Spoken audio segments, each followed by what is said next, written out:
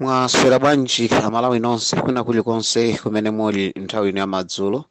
Ine ndine Richard Chimwemwe Mphepo of the Unified Mtokoto.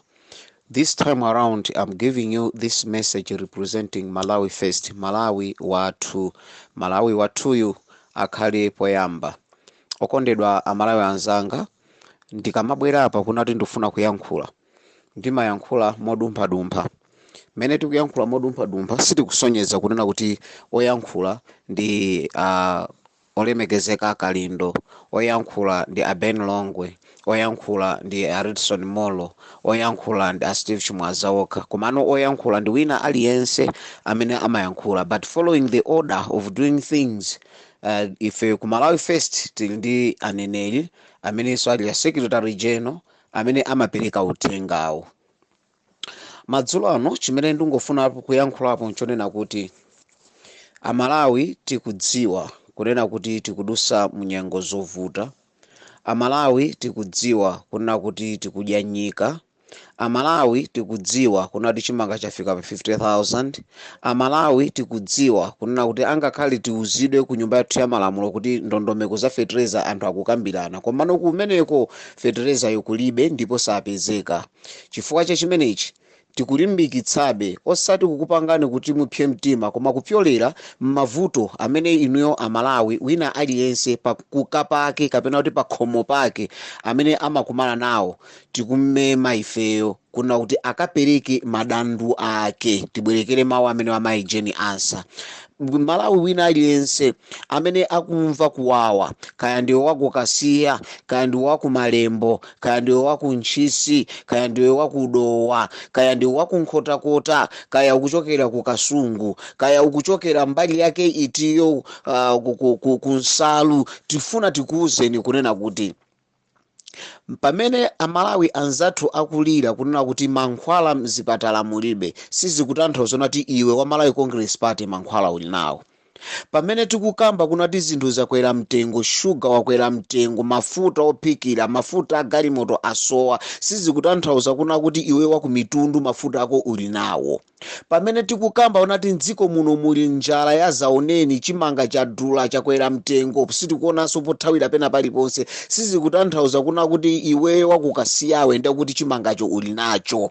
Zikutanthauza kunena kuti tonsefe mavuto amene tikukumana nawo ndiofanana, ukungosiyana ndi chitsiru chabe. Chifukwa chani? Ifeyo tikamavutika, ifeyo tikamalira, timaona koyambirira mavuto athu kukhala apamwamba kapenano ochepa, timawachepsa ndife chifukwa tili ndi ambuye wathu amene timawapembeza, tili ndi timirungu timene timatipembeza timirungu timene chifukwa chonati olotivutike tikakagwira ntchito kaya ndiyotolera ziphiphi za m'manja mwa abwana athu ndikumakataya kudzala. Ataphiphintha nzimbe ife ndikumatolera ziphiphizo ndikukataya, timaziona ti 5,000 tiyipeza tikagulako kachimanga bigiri ndikukadya pa khomo pathu. Komano m'bale wanga ndimafuna uone munthu amene no ali kumudzi, amene ganyo amene magwira iwe kugwirira mabwana ako kumaposa 5,000, nugula bread kumapita, nugula sugar kumapita. Uwaone mai yako kumudzi, uwaone agogo ako kumudzi, uone ana amene akufunda neti aja, uwayang'ane mavuto amene akukumana nawo ndiotani. Chifukwa cha chimenechi ndi chifukwa ndikufuna ndikumemene amalawi. Dziko la Malawi ili tikamauzidwa masomphenya a 2063 timaona ngati ndithu kumene kuku ndikupambana, timaona ngati ndithu chimene chichi ndi chitsogozo chimene tizakhale nacho. Mmati nkukumbuseni kuna kuti ndi dziko la Malawi tidapasidwanso vision 2020, koma mkhulupirira inu mundivomereza inu amalawi, titadikirira kuna kuti pofika 2020 wina aliyense azakhale pabwino, wina aliyense azakhale ndi galimoto, wina aliyense azakhale ndi nyumba zapamwamba. Mukayenda kupita mmakukamu kusisya mmidzi mweni mutha kumva chisoni kunena kuti Malawi mpaka na lero lino access to a house with iron sheets, access to a house with electricity, access to a house with water kulibe ku dziko la Malawi. Koma munauzidwa kuna kuti tikulowa mu vision 2020. Malo mwake chidachitika nchani? Vision 2020 adapindula ni maiko a anzathu, vision yokhala nayo ifeyo. Izi zikungofuna kutionetsera kunena kuti amalawi tili ndi ukadaulo, amalawi tili ndi kuthekera kopanga malingaliro abwino, koma kuwapanga implement, kuwakwanirisa mapulani amene tili nawo timalephera. Chifukwa cha chimenechi andalewa amationerera munjira ngati ziti sitichedwa ifeyo kuyiwala. Ndiye mmati nkumemena Malawi. Memory imene ili mmutu mwanuyo taipangani refresh, muipangenso rebrand, ibwerenso mu format ya sopano, ndiye ikukumbuseni zinthu zimene mwadusamo kalikali, kuna kuti ndi ziti zimene zinthuzo zimakwaniritsidwa. Mupeza kuna kuti kufikira lero palibe. Nkati monena kuti kufikira lero palibepo ndi pameneno akukupasani Vision 2063. Amene akukhazikisa Vision 2063 yo akudziwa kuna kuti safikako nkomwe upandu ndi umadyera mphoto umene andale athu amakhala nawo. Amadziwa kunena kuti anthu azidikirira madeti, azidikirira zaka zakusogola zona tikadzafika dziko lizakhala potiripa. Koma nditha kukufunsani kunati 2020 vision imene Amalawi tinapasidwa ndikumati wina yense azakhala pabwino. Si panopa tikukamba zonena kuti anthu akugonera net, anthu akufunda net yomweyo. Net imene inayenera kunati tizititeteza ku uzuzu, tisadwale malungu, zikusanduka mablanketi, zoziona ndekha ndi masowa, kuyenda mmaliro, mukapita mmaliro kumudzi kuti mukagona pa msiwa, mukaone anthu chimene akufunda malo ma blanket akufunda net. A clear indication yonena kuti titakhala ndi maplani abwino, titakhala ndi action plan yoyenerera, amene akudyerera zinthuzo ndi amene amakhazikisa planiyo, koma inu ndine ndi amene timavutika. Ndiye ndikukamba ndi inuyo ndi ineyo amene timavutika afe chifukwa tikamalongolola vuto limene lili kunjaku, activism imene ili kunjaku, propaganda imene ili kunjaku, ndionena kuti kusogolera konse kwa Malawi Festival amene akutsogolawo ndi amene ali ndi phindu. Ndiye ndimafuna ndikuuze ni chilungamo kunena kuti tikamafika ponati tikugwira ntchito iyi, timazigwira ntchito iyi just because of a conviction, kuyigwira ntchito iyi just because of a passion. Koma mutati mubwere muyambe kupanga analyze ma activists zimene amapanga, zimene ali nazo, mutakumva chisoni mwina nkumazifunsa kuti chimene amafuna ndi chani. Nthawi ina ndidakambapo kunena kuti takhala tikuimbidwa mafoni, bwerani muzatenge ndalama izi, zimene mukupanga zitazisiyani, zikupindulirani chani, muzingovutika, muzingoenda ndi mabelo ndi zina zotero. Koma timayimabe pa chilungamo kunena kuti ife tilimbane nako kulimbana kwabwino, kumapeto kwake tisilize nkhondoyi kufikira unati Malawi aoneke kunati wayima payikha. Malawi akutukuka. Tikamati Malawi ndiye dzikolo ndiye anthuwo. Yohane chapter 3 verse 16, Yehova Mulungu wakumwamba adakonda munthu chotero anapasa mwana wake obadwa yekha kuti ife tikamkhulupirira Yehovayo tisatayike koma tikhale ndi moyo.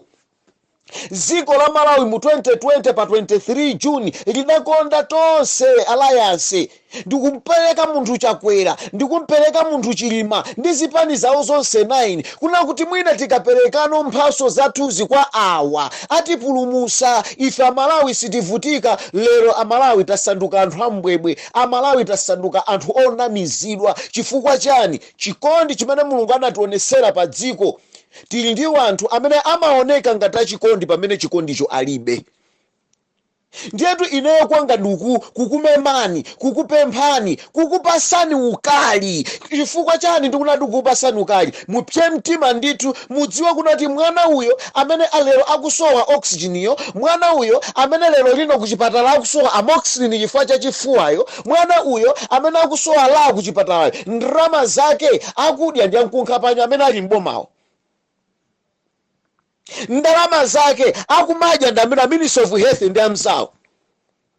Sangaganize za inu chifukwa chonena kuti alibe nanu ntchito, umoyo wanu alibe nawo ntchito. Ndidakambapo nthawi ina kunati brain ya munthu ikasokonekera, ma DNAs a munthu akasokonekera chifukwa cha different types of injections imene tikulandira kumana ngati thandizoyi, umunthu ukayamba kuchoka, palibe mtsogoleri amene azaganize za munthu wakumuzi kuhusisha, palibe mtsogoleri amene angazaganize za anthu amene akuvutika kumchinji, palibe mtsogoleri amene angaganize kandi phungu kani minister angaganize za anthu akwanjahito kumulanje, palibe angakhale mmodzi. Chifukwa chani? People are mentally disturbed.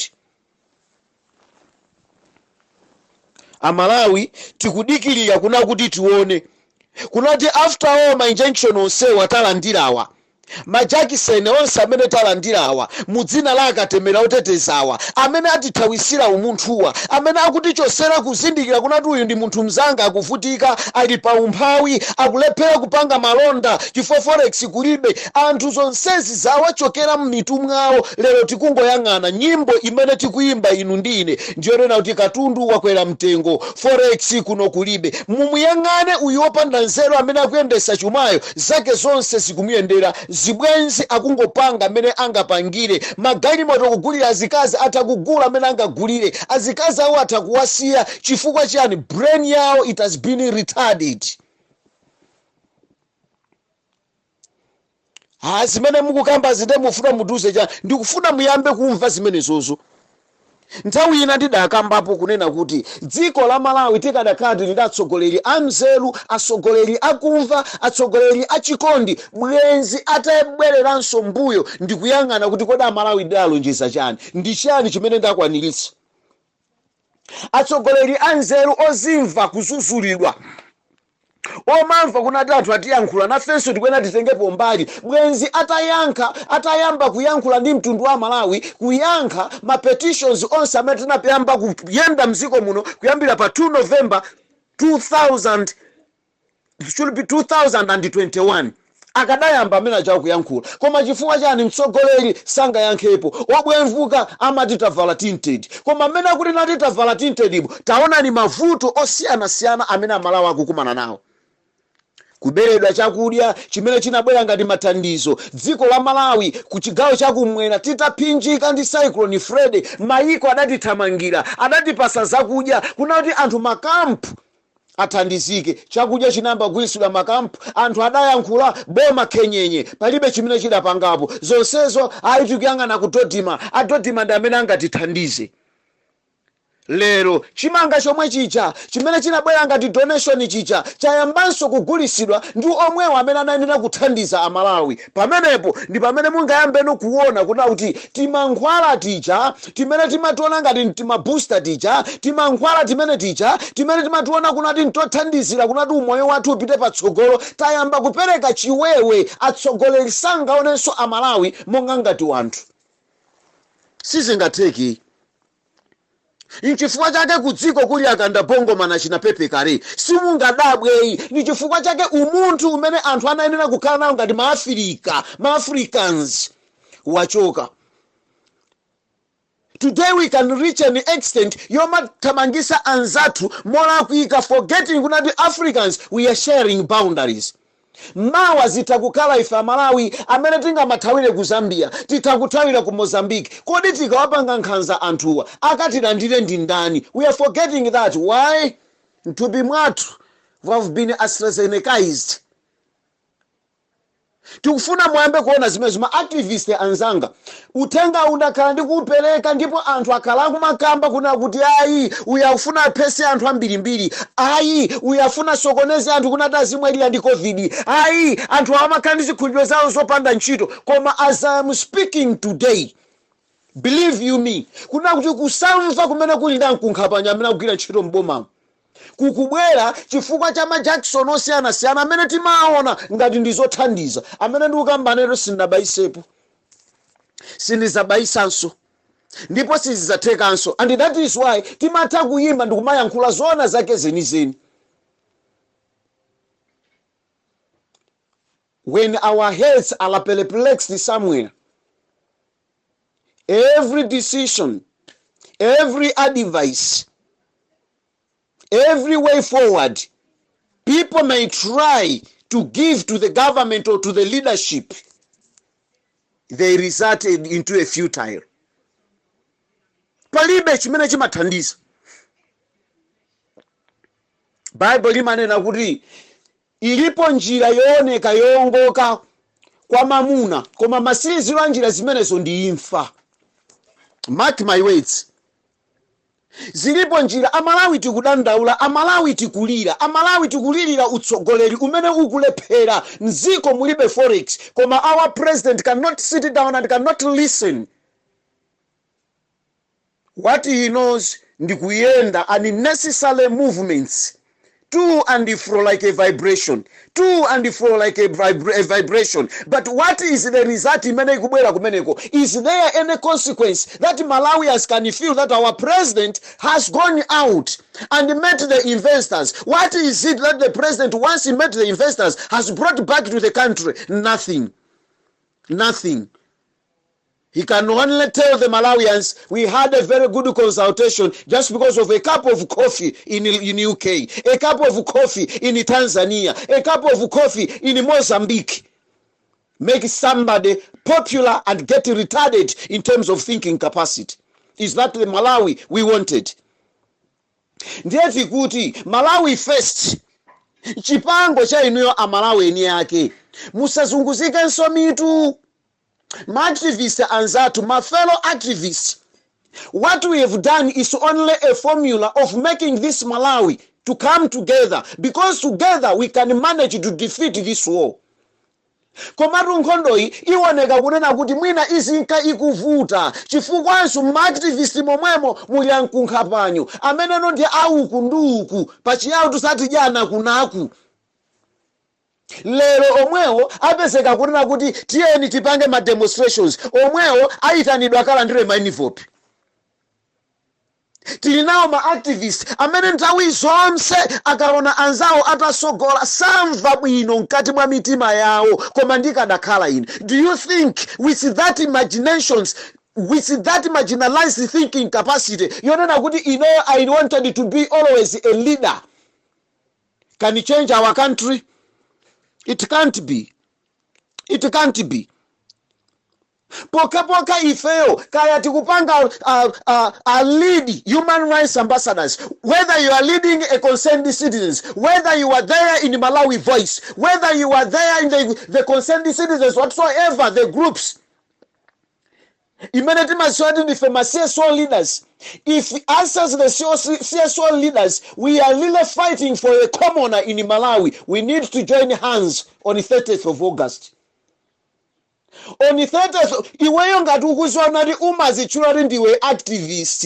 Ndipo you are here representing the Malawians. You've been producing orders for the Malawians to listen so that the leadership can listen and to take a charge on that. Tikuoneni pa 30 August. Come, still you find out that there is a resistance. Now let me say this to Tiyeni. Let me put this in an open manner. Ngati pali vuto nimakonda kukamba to the fellow activism in Malawi. Ndi nchitidwe wozimva. Now nchitidwe wozimva umene ma-activist tikuonesawo. Ndi nchitidwe wozimva omwe umene sotsogoleri umene timakhala nawo Malawi muno. Ukulephera kunati ukonze ziko koma uzizimva kunati akonze za iwo ni nyumba yawo. And that is why mupeza kunena kuti we cannot give support to each other. We only give support to individuals amene tikuwaziwa poyang'anira zikhumbiso zimene ife tikuziona. Malawi. In the book of James, imafotokoza kunena kuti okondedwa titha kumalira ndi kumapemphera koma Yehova Mulungu wakumwamba watiyang'anira kumbali. Tidziwe chimene chocho. Ndiye imafotokoza kuti mupempha koma simulandira chifukwa Yehova kumwambako amadziwa kuti mupempha kwachabe ndicho linga chonati mukakwanirise zikhumbiso za inu eni. Mulungu tu adangofuna atipase kunati tione nyekhwe imene tili nayoyi.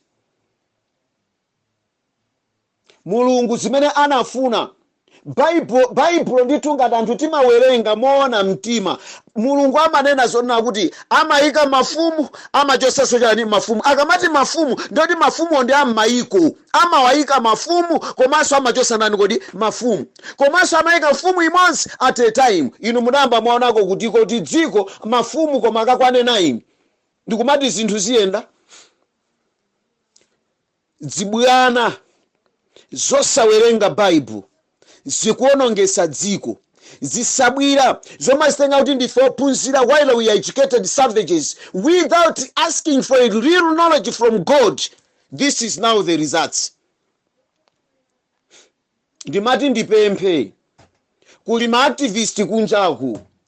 Ma-activist ena onse amene tikuvomereza kunena kuti tiyeni pa msewu ambuye akudaliseni. Koma uactivist ngati ukubwera kunena kuti ayi koma ndikadakhala mtsogoleri ndine, God will punish you in one way or to the other. Chifukwa nkhondo imene tikufuna timenye apapayi si nkhondo ya Richard Mphepo, si nkhondo ya Ben Longwe, si nkhondo ya Steve Chimwaza, si nkhondo ya Redson Mulo, si nkhondo ya Boni Kalindo. It's nkhondo imene ikuyang'ana anthu kwa makanjira. Akuvutika bwanji? Kuchipoka anthu akuvutika bwanji? Kunchewu anthu akuvutika bwanji? Tikunamizidwa za ngongole-ngongolezonso anthu sakupasidwa zikutengedwa ndi azipani. Ndiye nkhondo imene tili nayo imene yoyo. Titawuzidwa kunena kuti tomato amene mukulima wabwino munchewu m'Barakamu amene itizampangira factory. There is no factory as I'm speaking. Lero 20 liters ya tomato ikugulidwa 500 kwacha, 800 kwacha, 20 liters of tomato. Zimene zikutanthauza tomato wambiri akutayidwa, sakugwirisidwa ntchito moyenerera. Koma tinali naye mtsogoleri amene anatiuza nati zonsezi tizapanga tizakhala tikupanga juice. Where is that juice? Where is that juice?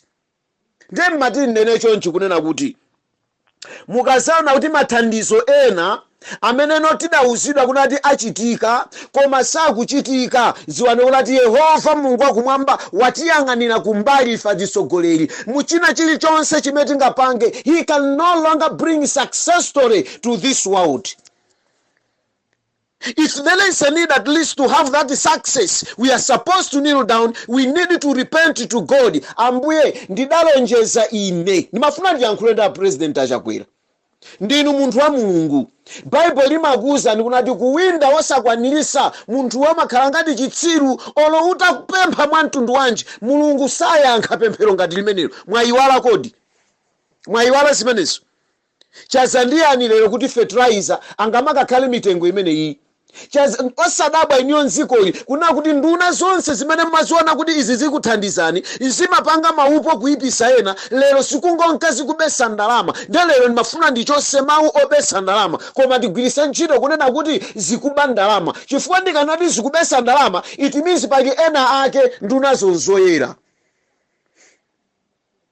Hello. Bambo Samu Kawali ndi amene anali chairman wa AIP. By then unduna wa agriculture uli m'manja mwa Bambolowe. Mutawachosa Bambolowe timaona kuti apunganyiza ndipo asowesa zinthu. Wosaziona kuti wankulu osowesa zinthuyo, mastermind osowesa zinthuyo, mwamtengano kunati akhala apa wina uja madalaja ndi ulowe wawo akhale kumbaliko. Lero chachitika nchiyani? Ayi fertilizer ku butchery, ayi fertilizer ku pharmacy, ayi takhansula business. Omwe achamatenga ochenjeraja zikuchitika zimenezi. Ndidanenapo kunena kuti munthu amene ali ndi mulandu dziko tilomvesa chisoni, ma civil servants azathu mzizimva. Mutakhala inu ndine utati muli ndi mulandu, ma fingerprints anu ali ku polisi kandi ku court kumene kumasungidwa zimenezozo, muli ndi mbiri ya criminology muli nayo inuyo. Simungaloledwe pena paliponse kugwira ntchito chifukwa ndi inu yankunkhapanyo anzanga. Koma mbava zikulu zimapasidwa abe ma contract, and that is why apo mphiyo athawa ndi ndalama za fertilizers. Sindibisa ndikafuna kuyankhula pene popo. Kwatuluka pano pa vacancy ya ku Malawi prison. Ku Malawi prison kucha ngati mbale wanga unabapo nkhuku kupeza kuti unamangidwa. Kaya udasokoneza chani ma fingerprints ali ku polisi kucha kumasita tanthawi iwebe kuchuka abe lilika fungo ka criminology. Sanga kulembe ntchito koma wobandalama zochuluka amayikidwa be pa mpando ndipo akadakagwira be ntchito. That's the stupidity of this country. Dziko lino tagulisa foja. Timayembekeza kunati tikagulisa foja ndalama, at least we reach the extent of stabilization. Komano, what is it that it is happening in our country? Instead of having the stable currency in Malawi, we don't have that stable currency. A Reserve Bank governor, ntchito yanu nchiyani? A Minister of Finance, ntchito yanu ndi chiyani? Ma principal secretaries, chimene mukupanga ndi chiyani? a president amene ndi diso loyambirira kuyang'ana makaunti number 1 ndi zina zotero. Chimene mukupanga ndi chani kuti mziko titha kumangobesa ndalamazo inuyo osaziwa koma ndalama ndikumatuluka. Ndiye ndidanena kunena kuti uchitsiru woyambirira kamene mulinde aphungu ku parliament amakapanga amendi malamulo, to hell with that, because we don't have leaders in our parliament amene akapanga amendi malamulo apanga amendiwo amagwira ntchito, koma m'malo mwake amakapanga akukhwefula malamulo acho. That is not an amendment. It is not at all. Chifukwa ngati ife tikupanga amendi lamulo talipasa mphamvu lakazikika, ndi chifukwa chani timakhala ndi mtsogoleri wakuba ndi kumalamulidwa bezikolo ndi mtsogoleri wakuba, iye ndi kumamuyendera zinthu anthu akale ovutika. Ifenso ankunkha panyo ndi kumangokhala tili khenyenye kumayimbira m'manja. Dziko la Malawi, dziko lomvetsa chisoni. Ndimalizeni mawu awa. Chifukwa cha chimenechi ndimafuna ndipemphe ma activist nonse mudziwe ichi. Titati tonse tatuluka pa 30 August ntikapezeka pa Lilongwe community, Amalawi nonse mutalemba zikwangwani zanu ndi madandaulo anu amene muli nawo, mutatuluka mwa unyinji, sipapezeka kuna utamphepo agwidwa, sipapezeka kuna ata Redson Mulo agwidwa, sipapezeka kuna ata Boni Kainindo agwidwa, kayanda Steve Chimwaza agwidwa, sipapezeka a Ben Longo agwidwa, kanda Hape Gonda agwidwa, sikupezeka kula china Victor Nyanyali wa agwidwa. Siziteka chifukwa anga kale owatumawo akadabwa ndi khamu lili apa likufuna dili yankhule ni mtsogoleri wawo. Koma vuto limene tili nalo manje tili na vuto chabe. Ndionena kuti timakhala tili m'manyumba mathu kenyenye nkumayang'anira, akamva odata atenga ndiye timabwera timadziwa ife kuti awatenga yeta amene mukagona ndi njalayo ndi inuyo. So tungofuna tilengeze kuna kuti kutuluka kwanu mwa unyinji mumzinda wa Lilongwe zipereka sigino kwa mtsogoleri amene akukanika kuyenda pa nsewuyi, kwa mtsogoleri amene akuyenda mlengalengayu, kwa mtsogoleri amene akuthawa anthu akeyu, kwa mtsogoleri amene akukanika kuwapanga address Amalawi mavuto ali nawoyi, kwa mtsogoleri amene akutinamiza kunati anzake ndame akuninamizayu, kuna kuti adziwe kuna kuti ife tatopa naye. Ndipo tikamanena kuti atule pansi udindo, sitikubweza tikuyenera tinene atuledi pansi udindo. We've been asking for referendum in this country. Ichifukwa chani bill ya referendum sinalowe ku parliament? Ma members of parliament amene tili nawo atipanga let down Amalawi, atikhumudwisa Amalawi. Titayamba kuvutika from 100 days of this leadership of Tonsi. Sipanapezeke phungu wa ku nyumba ya malamulo amene wayimira ife amphawi. Chifukwa cha chimenecho tikunena kuti anthu awa akuyenera kuti azinyamuka. Ulendo tumene tikukamba apa amene tikufuna tilole ana Israeli kuti atuluke ndi ifeyo to Amalawi, and that is why tunati Malawi first. Farao ndi amene ifeyo watikwana, ifeyo Farao watikwana. Chotero kunati Farao yatikwana adziwa kunati ife zatinyasa, mukuyenera muyende achule nyumba mwake, akuyenera pofunda pake pakhale achule, mukuyenera mbale zodyera zake mukhale achule. Achuleyo ndi ife ndikuyankhula mawu achuleyo chifukwa chani? Kumbukirani Amalawi anzanga, titakumana ndi nkhani ya mavuto a magesi, ndi nduna ya boma la Tonse idatiuza kuti Amalawi ife ndife achule chifukwa chake tikungokuwa. Ndiye tikufuna tikawuze kuti achule acha pano akufuna atuluke akayendeyende ku State House ku achuleyo. That is our target, kuti tikwanirise mawu amatola acha kunati lero achule atuluka. Dziko la mtundu wanji lopanda fuel, matenda tiatenga bwanji upita nawo kuchipatala? Tikunyamula matenda pa chitata, ena timati machira, kupita nawo kuchipatala tuzadi mankhwala kulibe. Koma nduna zikuyenda kwina kulikonse zopanda paki, nduna zosaganiza, aphungu so nawo osaganiza. Their heads, they've been intoxicated.